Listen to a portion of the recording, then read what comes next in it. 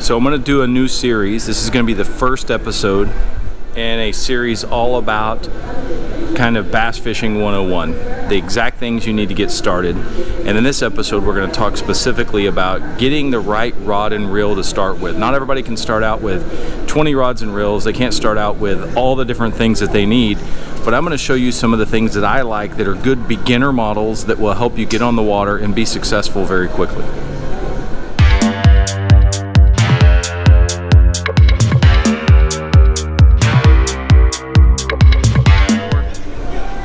Okay, there's a million different reels you can choose from, but the key thing to being successful right off the bat is going to be getting the right speed reel with the right retrieval.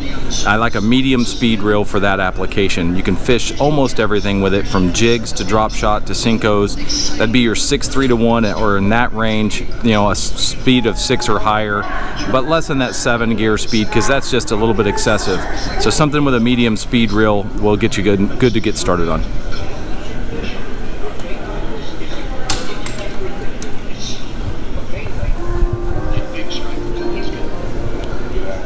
So here's a couple of suggestions of good beginner reels that are reasonably priced, that aren't going to set you back too much, where you'll get set up for a couple $100 with a good rod and reel that'll last you a good time. Now the number one is a Daiwa Tatula. This is their beginner model.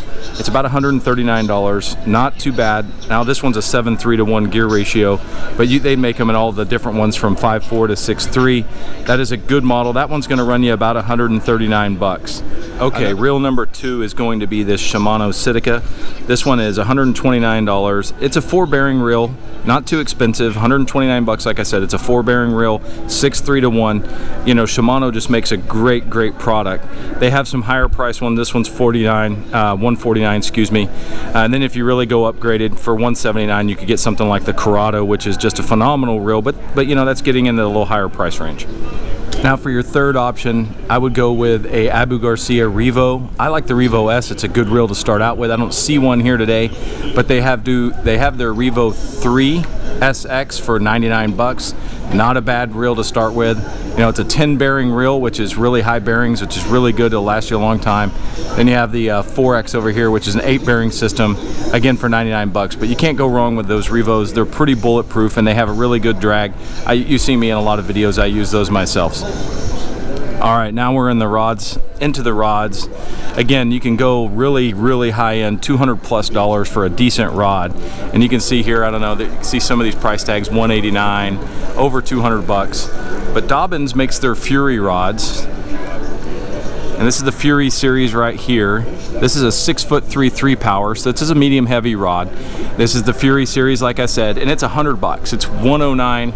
I don't know if you can see that, $109.99 at this store at Sportsman's Warehouse. That is a decent reel to start out with. It's a medium power, a medium heavy power rod, which is just about ideal for getting started. You know, that you can again throw those Cincos with. You could drop shot with it. You could do a lot of different things with it. 1, 2, 3, 4. So the second rod that I'm going to recommend is the Powell Inferno series. Now this is a 7-foot medium heavy rod, fast action. Again, this is a really universal rod. If you can see here, it says Cincos, jigs, flukes, Texas rigs, spinnerbaits. This is a super versatile rod. I like the 7-foot length because it gives you that extra casting ability on some of those other rods.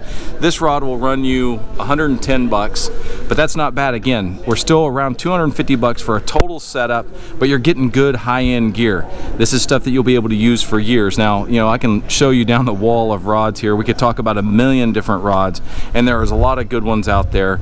I like Powell.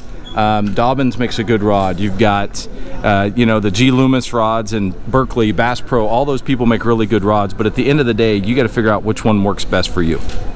So you can see from the wall of rods behind me that there is a million damn options for rods, just like there is for the reels over here to the other side. You've got to figure out which ones are going to work best for you for your applications, but for general purposes, that 6.3 to 1 gear ratio for a reel and that 7-foot medium heavy or 6'6" medium heavy rod is your most versatile rod for throwing the most different things, from your jigs, your Cincos, drop shotting, flukes, spinnerbaits. You can do so many more things with that rod. They're designed for that, and they are very versatile, and they will get you on the water super quick with a good quality rod matched with a good quality reel, and it'll get you started on the water.